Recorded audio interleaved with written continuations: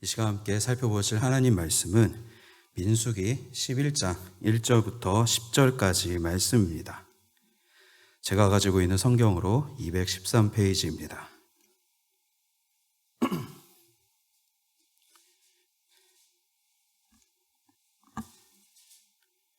민수기 11장 1절부터 10절까지 저와 여러분이 교독으로 읽도록 하겠습니다. 1절입니다. 여호와께서 들으시기에 백성이 악한 말로 원망하며 여호와께서 들으시고 진노하사 여호와의 불을 그들 중에 붙여서 진영 끝을 사르게 하시매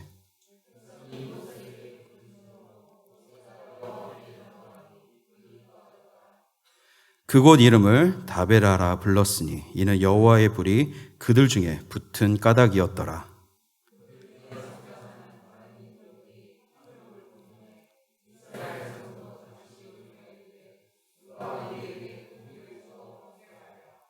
우리가 애굽에 있을 때에는 값없이 생선과 오이와 참외와 부추와 파와 마늘들을 먹은 것이 생각나거늘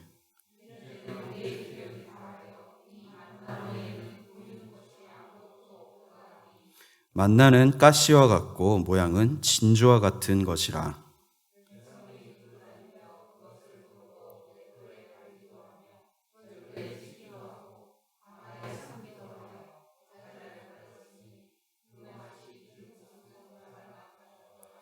밤에 이슬이 진영에 내릴 때에 만나도 함께 내렸더라. 백성의 온 종족들이 각기 자기 장막문에서 우는 것을 모세가 들으니라. 이러므로 여호와의 진노가 심히 크고 모세도 기뻐하지 아니하여. 아멘. 이스라엘 백성들은 하나님의 놀라우신 권능으로 절대 불가능할 것이라 여겼던 당대 최고의 제국이었던 이 이집트의 손에서 해방되어 시내산에서 유월절을 지킨 뒤 하나님께서 약속하신 가나안 땅을 향해 힘찬 출발을 하게 되었습니다. 노예로 살던 생활에서 이제 벗어나 자유민으로서 이제 그들은 새로운 미래를 향한 출발선에 발을 들이게 된 것입니다. 얼마나 가슴 벅차고 행복한 시간이었을까요? 그런데 이스라엘이 그런 희망찬 미래를 가꿀 이 하나님께서 약속하신 땅 가나안으로 가기 위해서 반드시 거쳐가야 하는 곳이 있었습니다. 바로 광야입니다. 우리의 삶이 때때로 광야와 같은 느낌이 든다면 이스라엘 백성들은 정말로 광야 속에서 살아가게 된 것입니다. 처음에야 벅찬 가슴을 안고 하나님의 백성답게 출발을 했지만 이 아무것도 없는 광야 속에서 자신들의 삶에 부족한 부분들이 눈에 들어오기 시작했을 것입니다. 줄어들기는커녕 시간이 지나면 지날수록 그 부족한 부분들은 점점 더 커지게 들어왔을 것입니다. 그래서 오늘 본문 1절에서 무엇이라고 합니까? 우리 1절을 다 함께 읽어봅시다.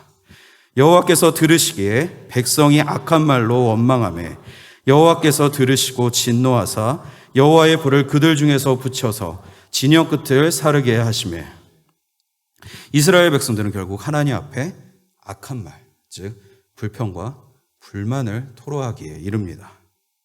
그리고 이를 들으신 여호와께서 진노하시고 심판을 내리십니다. 그리고 이후로도 이스라엘은 계속해서 하나님께 반역하고 심판을 받는 일이 반복된다는 것이 성경에 기록되어 있습니다. 성경은 정녕 우리 역시도 이 이스라엘처럼 광야 같은 삶에서 실패할 수밖에 없다는 것을 알려주려고 하는 것일까요?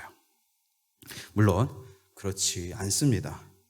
성경이 우리에게 이야기하고자 하는 바는 이들의 모습을 거울 삼는 것은 물론이고 그들이 깨닫지 못했던 이런 광야와 같은 삶 속에서 우리가 일어설 수 있는 희망과 또 방법을 알려주려고 하는 것입니다. 그러기 위해서 우리가 우선적으로 명심해야 할 것이 있습니다. 광야는 단순히 고난과 시험을 위한 장소가 아니라 오히려 더 큰 하나님의 은혜를 경험하기 위한 장소라는 것 사실입니다. 당시에는 지금과 같은 이 도시 개념이 아니라 성을 쌓고 그 안에서 모든 삶이 이루어졌습니다. 따라서 이 성문 안이 아니라 이 성문 밖을 나가는 그 순간부터 그 모든 것을 광야라 칭했습니다. 낮에는 내리쬐는 햇빛과 이 먼지 바람으로 이동하기가 너무나도 힘들고 또 저녁에는 이 싸늘히 식어버린 기온 때문에 추위와 또 곳곳에 도사린 이 맹수들의 위험이 있는 것이 바로 광야였습니다. 당연히 그 한가운데서 살아가는 것은 우리에게 있어서 지독한 시험이자 고통과 고난처럼 여겨집니다. 그렇지만 여러분, 이처럼 지독한 광야가 은혜를 위한 이 장소가 될 수 있는 근거를 다른 사람도 아닌 오직 우리만 가지고 있습니다. 바로 하나님과 그 언약 때문입니다.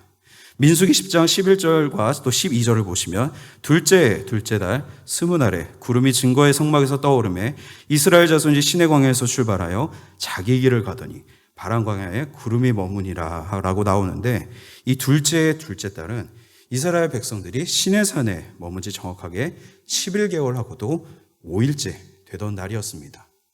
이 약 1년이라는 시간이 지나서요, 비로소 이스라엘 백성들은 가나안을 향해 출발할 수 있었습니다. 그럼 이들이 이 시내산에서 그 오랜 시간 동안 대체 무엇을 하면서 지냈을까요? 바로 하나님과의 이 언약을 맺고 언약 백성으로 살아가기 위한 일종의 제자 훈련을 했습니다. 출애굽기에 따르면 이 기간 동안 모세는 9개월에 걸쳐서 총 3번이나 시내산에 하나님을 뵈러 올라갑니다. 그러면서 이때 우리가 잘 아는 10계명은 물론이고 각종 율례와 또 성막과 또 제사장 규례 등 하나님과 언약을 맺은 이에 이스라엘 백성들이 하나님을 어떻게 섬겨야 하고 또 성막을 만드는 방법들을 자세하게 알려주시며 이들이 하나님과 함께할 백성으로서 하나님을 온전히 신뢰하고 또 하나님 백성다운 이 삶을 살아갈 수 있도록 제자 훈련을 거치신 것입니다.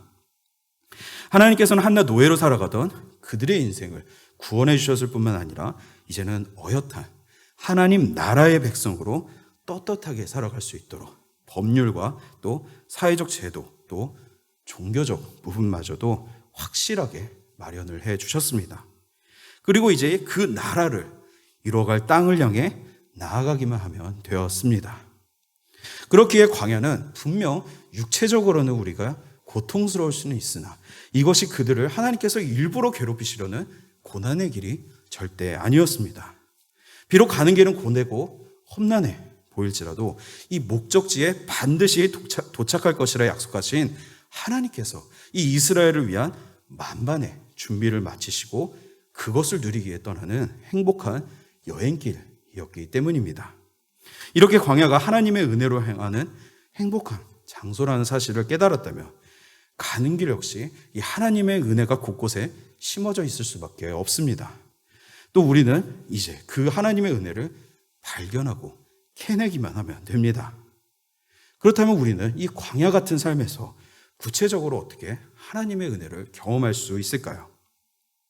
우리가 이 광야 같은 삶에서 은혜를 경험하는 첫 번째 방법은 어떤 상황에서도 하나님께서 가장 좋은 복을 주신다는 그 약속을 믿어야 합니다. 광야로 출발하면서 모세는 하나님께서 이 백성에게 복을 주실 것이라 약속하셨다고 합니다. 민수기 10장 29절과 32절에 나와 있듯이 한 번도 아니라 2번이나 분명하게 약속합니다.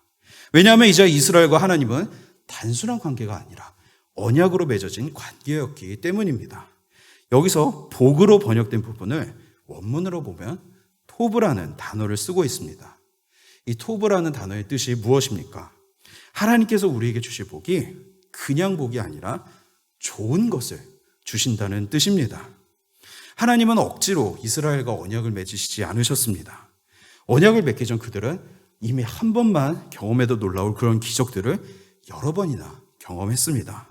이집트를 탈출할 때 10가지 재앙으로 이집트가 흔들렸고 또 홍해가 갈라지며 자신들을 쫓아오는 이집트 군사들로부터 보호하시는 놀라운 기적을 그들은 경험했습니다. 게다가 하나님과 이 언약을 체결하면서 그들은 하나님의 임재가 얼마나 놀랍고 두려우며 위대한 것인지를 실제로 눈앞에서 보기도 했습니다. 언약을 맺기 전 이렇게 하나님께서는 크신 능력으로 은혜를 베푸셨는데 하나님께서 먼저 은혜를 베푸신 것은 오직 하나님만이 참된 하나님이시며 이 하나님의 백성은 앞으로도 계속해서 이 어떠한 어려운 상황 속에서도 이 능력을 가지신 하나님께서 보호하시고 또 복을 주신다는 그 놀라운 사실을 먼저 보여주신 것입니다. 이처럼 하나님을 안 믿는 것이 오히려 이상하게 여겨질 정도로 다양하게 하나님을 경험하며 또 이제 하나님과 언약까지 맺고 제자 훈련을 마친 이스라엘 백성들이지만 그들은 당장의 눈앞에 닥쳐온 이 부족하다는 것들 때문에 출발한 지 고작 3일 만에 선하고 좋은 것을 약속하신 하나님을 믿지 못하고 그에 반대되는 악한 말들을 늘어놓기 시작하는 것입니다. 우리가 삶 속에서 만나는 이 광야 같은 고난은 분명 누구나 설명하거나 표현할 수 없을 정도로 힘들고 어려울 때가 많습니다. 그렇지만 그 가운데에서도 분명 우리가 하나님을 믿기 전에 분명히 우리가 그 하나님을 믿을 수 있도록 우리에게 보여주셨고 또 약속하신 하나님의 좋은 복이 기다리고 있다는 사실을 우리는 결코 잊어서는 안 됩니다. 우리는 하나님께서 손수 택하시고 또 그 아들 예수님의 피로 사신 주님의 귀한 자녀입니다. 그 믿음을 잃지 않고 간직하는 하나님의 자녀에게는 어려운 상황에서도 반드시 하나님의 선하고 좋은 토부가 뒤따를 것을 믿으시기 바랍니다. 광야 속에서 우리가 은혜를 경험하는 두 번째 방법은 외부의 목소리에 흔들리지 않는 것입니다. 사탄은 항상 시시때때로 우리 마음을 뒤흔들기 위해 각종 목소리를 우리에게 들려주려고 하기 때문입니다. 앞서 하나님을 향한 원망으로 이스라엘 백성은 하나님께 경고성 불심판을 받았습니다. 그런데 이 하나님의 경고를 받고도 이스라엘은 얼마 지나지 않아 또다시 불만이 나오게 됩니다. 어떤 이유에서일까요? 우리 4절과 5절을 함께 읽어봅시다. 그들 중에 섞여 사는 다른 인종들이 탐욕을 품음에 이스라엘 자손도 다시 울며 이르되 누가 우리에게 고기를 주워 먹게 하랴. 우리가 애굽에 있을 때에는 값없이 생선과 오이와 참외와 부추와 파와 마늘들을 먹은 것이 생각나거늘. 이번에는 이스라엘 백성들이 아니라 이방인들의 이 탐욕과 불평이 전염되어 순식간에 이스라엘 자손들을 뒤흔들어 놓은 것입니다. 이처럼 우리는 외부에서 들려오는 소리에 조심해야 합니다. 우리가 미처 생각하지 못했던 부분까지 사탄은 교묘하게 발견하여 집중적으로 우리를 공격하기 때문입니다. 창조 때 어떻게 죄가 인간에게 들어오게 되었습니까? 분명 하나님께서 사람에게 모든 채소와 열매 맺는 모든 나무를 주셨지만 오직 단 하나 이 선악을 알게 하는 나무의 열매만을 먹지 못하게 하신 것을 알고 사탄은 그 틈을 파고 들어간 것입니다. 혹시 여러분 100만 원과 1만 원 중 어떤 것을 가지겠냐고 하는 질문에 어떻게 답하시겠습니까? 당연히 100만 원을 가지겠다고 답할 것입니다. 그런데 그 질문을 이렇게 바꿔보면 어떨까요? 100만 원과 1만 원짜리가 있는데 꼭 그 중에 하나만 가져야 해? 라고 말입니다.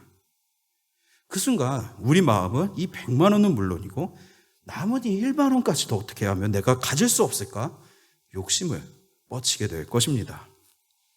이처럼 세상은 자꾸 우리에게 이 100만 원뿐만 아니라 1만 원도 그리고 혹시나 또 다른 것은 없는지 계속해서 욕망을 키우도록 우리를 자극합니다. 그리고 우리가 가지지 못한 부족한 것들이 더욱더 보이게 하여 불평과 원망과 시기와 질투로 하나님은 물론이고 사람과 사람과의 관계까지 멀어지게 만듭니다. 물론 우리가 교회의 잘못을 향한 쓴소리나 비판까지 귀를 닫아서는 안 됩니다. 우리가 반성해야 하고 고쳐야 할 부분에 있어서는 당연히 성경에서도 나오듯이 하나님께서 세상의 목소리를 통해서도 전달하시기 때문에 그런 부분은 우리가 잘 분별하여서 귀를 기울여야 합니다. 다만 오늘 본문이 말하고자 하는 바는 하나님의 은혜를 완전히 왜곡시켜버리고 오해하게 만들어버리는 이 사탄의 목소리에 귀를 기울이지 말라는 것입니다. 이런 소리를 구분하기 위해서 우리는 매일의 묵상과 기도와 같은 이 훈련들이 필요합니다. 이스라엘이 출발하기 전에 가졌던 이 1년이라는 시간도 결국 이를 위한 시간이었습니다. 이스라엘 백성들은 정말로 그 시간을 온전히 하나님을 믿고 따르는 시간으로 그들이 사용했다면 그들은 이 광야에서 닥쳐오는 고난이 시험이라기보다는 오히려 하나님의 준비하신 은혜를 경험할 수 있는 시간으로 기대하고 하나님께 의탁하기 위해 무릎을 꿇었을 것입니다. 그렇지만 그들은 무릎을 꿇기보다 악한 말로 하나님을 원망하는 죄악을 저지르며 결국 심판을 자초하고 맙니다.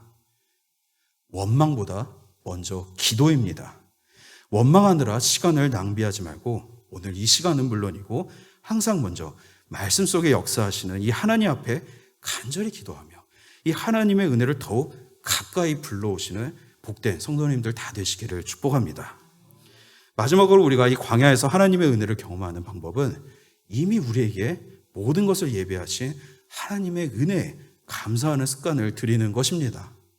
앞서 이스라엘 백성들이 이방인들의 소리에 반응하여 실패했던 부분은 먹을 것이 부족하다는 것이었습니다. 예전에 이집트에 있을 때 먹었던 이 여러 가지가 막 떠오르면서 그것을 먹을 수 없는 이 현실이 너무나도 답답하게 여겨졌던 것입니다. 사실 한편으로 그들의 이 불평이 전혀 이해가 가지 않는 것도 아닙니다. 이 패키지 해외여행을 가보신 분들이라면 특히 공감하실 수 있을 텐데요. 매일 삼시세끼마다 아주 잘 차려진 이 현지 음식을 먹을 수 있는데도 불구하고 제가 경험한 대부분의 사람들 입에서는 그냥 쌀밥에 김치찌개나 된장찌개 먹고 싶다. 이런 것보다 라면 한 그릇 먹으면 딱 좋겠네. 등등 이 덜 익숙한 현지식을 즐기기보다 한식에 대한 이 그리움과 불평들이 더 많았습니다. 저 역시도 터키나 이스라엘에 갔을 때는 이 중동 지방 특유의 향신료 냄새가 잘 맞지 않아서 몇몇 식사 때는 정말 얼큰한 이 한국 음식들이 그립기도 했습니다. 그렇지만 이런 불평은 먹을 것이 절대적으로 부족해서 하는 불평이 아니듯이 이스라엘 역시 마찬가지였습니다. 그저 늘 먹던 것이 아니라는 것에서 비롯된 음식 투정이었을 뿐입니다. 그리고 여러분, 이때 이스라엘 백성들이 정말로 고기도 없고 모든 게 부족하기만 했을까요? 오늘 본문에서 나오듯이 이미 하나님께서는 그들이 매일 충분히 먹고 살 수 있도록 만나를 내려주셨으며 이후에는 우리도 잘 아시다시피 메추라기를 보내주셔서 고기 역시도 부족함 없이 먹을 수 있도록 해주셨습니다. 그리고 그뿐만이 아니었습니다. 이스라엘 백성들이 40년 동안 살아가면서 정말 만나와 메추라기 같은 것만 먹었고 그리고 의복이나 신발 같은 것은 이 애굽에서 나올 때 그 가져 나온 것을 계속 돌려서 입고 신고 했을까요? 만약 그랬다면은 만약 정말로 그때 가져왔던 것만 제발 계속 돌려 입고 신고 해지도록 그것을 입고 했다면은 저 역시도 불평과 불만이 가득했을지도 모르겠습니다. 그런데 자세히 알고 보면 절대로 그렇지 않았습니다. 하나님께서는 이마저도 이미 완벽하게 준비하고 계셨습니다. 바로 양과 소와 같은 여러 가축으로 말입니다. 이스라엘 백성들은 이집트를 나올 때 수많은 가축들을 데리고 나왔습니다. 출애굽기 12장 38절을 보시면 수많은 잡족과 양과 소와 심이 많은 가축이 그들과 함께 하였으며 라며 그들이 나올 때 데리고 나온 이 가축의 수가 심이 많았고 또 이 가축들은 당연히 광야 생활에서도 함께 했습니다. 광야에서 어떻게 이 양이나 염소를 칠까 생각할 수 있지만 실제로 지금도 이스라엘에서는 이 광야에서 가축을 치고 있습니다. 이 광야가 아무런 생명이 없는 사막을 뜻하지는 않습니다. 아침 이슬로 땅이 촉촉해지며 또 이를 통해 광야에서도 여러 식물들이 자라고 그뿐만이 아니라 곳곳에 오아시스처럼 풍성히 솟아나오는 이 물가와 풀밭이 존재합니다.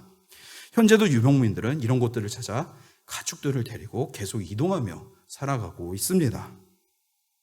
이렇게 양과 같은 가축들을 치기 위해 여러 수고와 또 그들을 먹일 것과 마실 것들이 분명히 필요하지만 가축들을 통해서 잃는 것보다 사실 얻는 것이 더욱 많았습니다. 양이나 염소 같은 이 가죽의 털로 옷을 만들어 입었고 또 그들이 매일같이 주는 이 젖을 마시고 치즈나 요구르트를 또 만들어 먹었으며 가축들이 죽으면 그 고기를 섭취했습니다. 가죽으로는 그들이 살고 있는 장막을 새로 만들거나 보수했고, 또 신발과 각종 장비를 만들어 사용했습니다.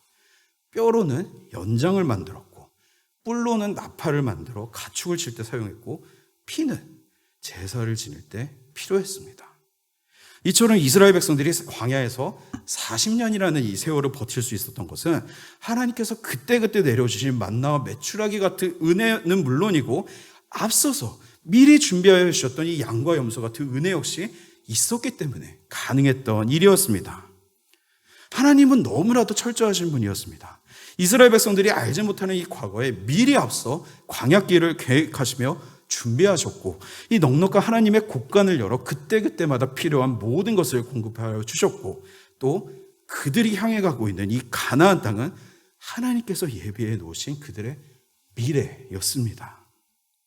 이처럼 하나님의 백성이 되었다는 것은 그들의 삶에 부족한 것보다 차고 넘치는 이 하나님의 은혜를 경험하는 삶으로 변한다는 뜻이기도 했습니다. 이스라엘 백성들이 실패했던 것은 이를 믿지 못하고 주변 말에 휘둘리며, 또한 이미 가진 것과 가질 것들에 감사하지 못했기 때문이었습니다. 따라서 우리가 지금 행하고 있는 이 감사 노트가 저는 참으로 감사하게 여겨집니다. 이것이 바로 이스라엘 백성들이 실패했던 일들을 우리가 다습하지 않고 날마다 하나님의 은혜를 발견하고 또 기대할 수 있는 좋은 훈련이 되기 때문입니다. 이제 다음 주면 고난주간을 맞이하게 됩니다. 세상 그 어떤 광야보다 더 힘들고 고통스러운 이 십자가 고통을 받으시고 부활하신 예수님의 이 우리를 향한 구원과 이 사랑은 세상 그 어떤 것과도 바꿀 수 없는 소중한 은혜이고 또 찬양이고 감사의 제목입니다. 그런데 우리 예수님은 어떻게 그 힘든 40일 광야와 이 십자가 고통을 감당하실 수 있었던 것일까요? 그것은 무엇보다도 예수님께서 성경에서 소개하시는 것처럼 하나님의 말씀 그 자체이셨기 때문입니다. 따라서 오늘 우리가 말씀 속에서 배웠던 것처럼 예수님께서는 항상 기도와 하나님 말씀으로 세상의 모든 유혹을 뿌리치실 수 있으셨고, 무엇보다 이 잠시 동안의 고통과는 비교할 수 없는 영원하신 이 하나님의 영광과 복이 기다리고 있다는 사실을 이미 누구보다 잘 아시는 주님이셨기에 힘들고 고통스러운 광야는 물론이고 십자가마저 온전히 감당하시며 모든 말씀을 성취하시고 우리의 구세주가 되신 것입니다. 예수님께서 우리의 모든 죄와 고난을 이미 앞서 경험하시고 승리하셨습니다. 여러분 믿으십니까? 우리는 그 그리스도의 남은 고난에 함께 참여하며 예수님을 배우고 또 닮아가는 이 삶의 여정을 지나고 있습니다. 오늘 우리에게 주신 이 말씀을 통해 우리 삶에 주신 차고 넘치는 이 하나님의 은혜를 고난주간은 물론이고 앞으로의 삶의 여정에서 광야와 같은 순간들이 우리에게 다가올지라도 이미 승리하신 이 예수님과 함께 동행하며 광야를 은혜로 바꾸는 이 삶을 살아가시는 모든 성도님들 되시기를 우리 주님의 이름으로 축원합니다.